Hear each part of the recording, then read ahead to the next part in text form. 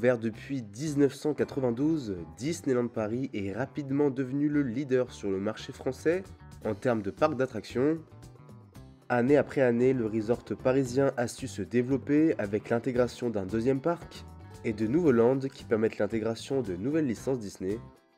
Mais qu'en est-il des autres parcs d'attractions français face au poids de Disneyland Paris, que ce soit le parc Astérix, le Futuroscope ou encore Nigloland?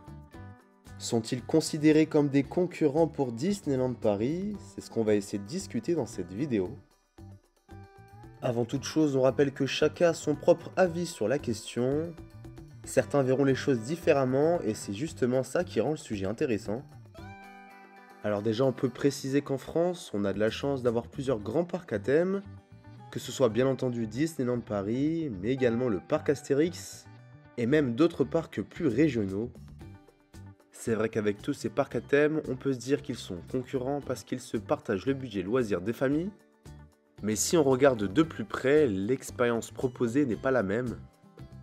Que ce soit en termes d'univers, de thématiques, de type d'attraction ou encore de public visé, tout ça varie énormément selon le parc à thème. On a en effet certains parcs qui misent sur la magie et l'immersion dans un univers, comme sait très bien le faire Disneyland Paris avec ses licences très connues comme Disney, Pixar, Star Wars ou encore Marvel. On a vraiment ici Disneyland Paris qui mise sur la magie et l'immersion dans des univers, ce qu'on retrouve très peu dans d'autres parcs d'attractions français. D'un autre côté, nous avons des stratégies bien différentes qui misent sur les sensations fortes comme le fait très bien actuellement le parc Astérix. Ici, nous avons clairement des coasters spectaculaires qui sont reconnus partout en France comme le Tonnerre de Zeus, Osiris ou encore le récent Toutatis. En plus de cela, nous pouvons dire que le parc Astérix n'est pas un concurrent direct avec Disneyland Paris car leurs univers sont radicalement différents, avec le parc Astérix qui joue justement sur l'humour, avec une ambiance plus décalée et moins conte de fées.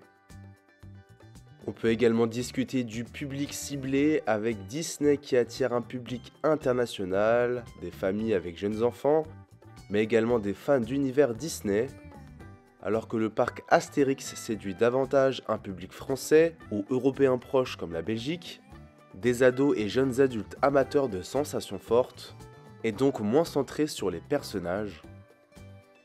Bien entendu, on n'oublie pas la saisonnalité qui est un point important pour Disneyland Paris comparé aux autres parcs en France. Et oui, il est compliqué de dire concurrence pour Disneyland Paris car le resort est ouvert tous les jours, comparé à la majorité des parcs français qui sont fermés plusieurs mois dans l'année, ce qui donne un vrai avantage au resort parisien. Si on revient désormais sur notre comparaison entre Disneyland Paris et le parc Astérix, eh bien les discussions autour du positionnement prix me semblent indispensables entre ces deux établissements. Effectivement, comme vous le savez, ce n'est pas une nouvelle, le budget moyen par visiteur est bien plus élevé pour Disney, que ce soit pour les billets d'entrée, de restauration, de souvenirs, mais également dans les séjours aux hôtels, avec des prix qui atteignent des centaines d'euros par nuitée. D'un autre côté, et même si l'offre du parc Astérix est moins importante, on retrouve des prix notamment au niveau du billet d'entrée qui sont bien moins chers que Disneyland Paris.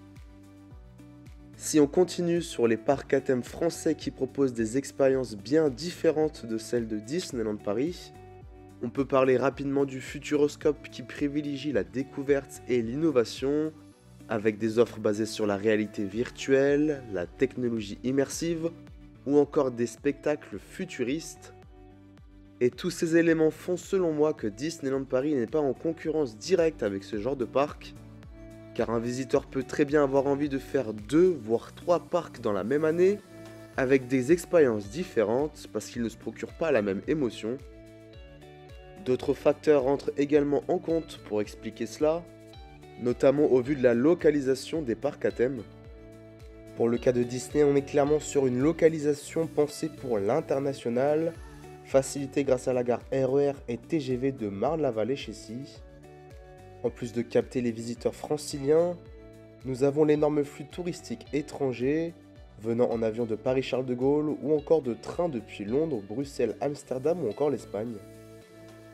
Et quand on compare avec les autres parcs français, on a plus une portée régionale, que ce soit pour Nigloland situé dans le département de l'Aube, s'adressant surtout aux visiteurs de l'Est de la France et aux familles locales. Le Futuroscope près de Poitiers est plus éloigné des plus grands flux touristiques internationaux.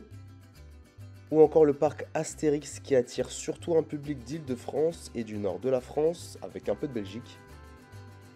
On a ici une majorité pour le parc Astérix de visiteurs qui viennent en voiture et qui habitent à moins de 3 heures de route.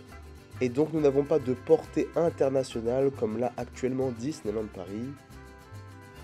Vous l'aurez donc compris, nous avons bien une différence dans la stratégie de destination pour les parcs à thème français, avec Disneyland Paris qui a été conçu dès le départ comme un resort.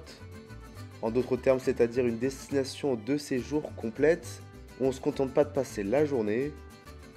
On y trouve plusieurs hôtels thématisés sur place, que ce soit le Disneyland Hotel, le Newport Bay Club ou encore l'hôtel New York The Arts of Marvel. En plus de ça, on retrouve également des restaurants immersifs, également un village commercial comme Disney Village, et bien entendu 2 parcs à thème. Ici, tout a été pensé pour que les visiteurs restent plusieurs jours, avec une sorte de package combinant billets, nuit d'hôtel, tout ça avec l'avantage d'arriver directement en transport. Et c'est encore une raison pour laquelle Disneyland Paris n'a pas vraiment de concurrent en France.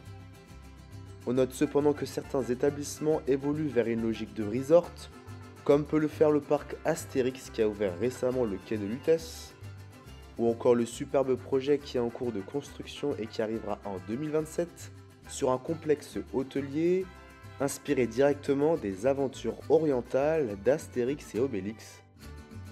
L'objectif est clair ici, inciter les visiteurs à rester sur place au moins 2 jours, profiter davantage du parc et de ses événements saisonniers, et pourquoi pas concurrencer indirectement la notion de séjour à la Disney.